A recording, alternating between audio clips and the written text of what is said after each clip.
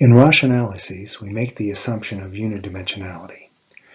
And that assumption is that there is a single latent trait that explains the bulk of the variation in the item responses.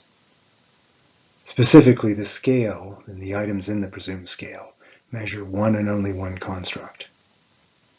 In practice, we test this by extracting the Rasch residuals, the errors, and conduct a principal components analysis on those residuals. And then we inspect the eigenvalues of any extracted secondary dimensions. The next assumption that we'll discuss is called local independence. The local independence assumption is that after controlling for the latent trait, the responses to different items are statistically independent. So that means there are no hidden dependencies between items, such as they share similar wording or there's some overlap in their content, that would cause their responses to be correlated over and above the latent trait, right? So we don't want items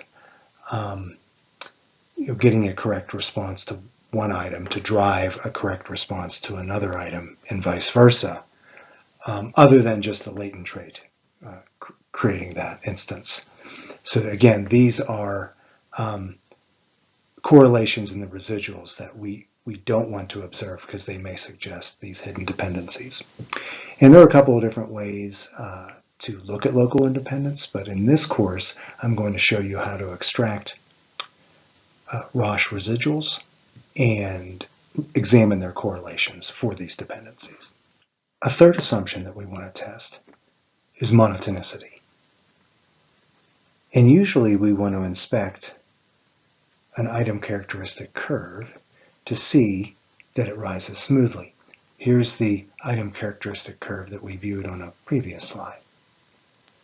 So not only do we want to see that it rises smoothly, but we're also checking to see that as a person's ability increases, that the probability of a correct or a higher response never decreases.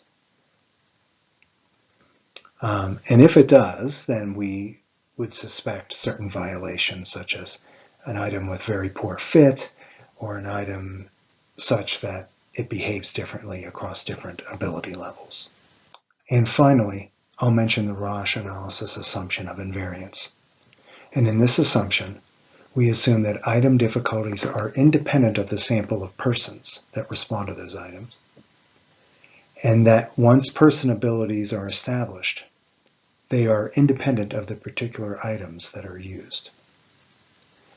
And this assumption, when met, is very helpful because it makes the Rasch model and its output fair across groups, and it also makes Rasch modeling very useful for equating different test forms for the same purpose.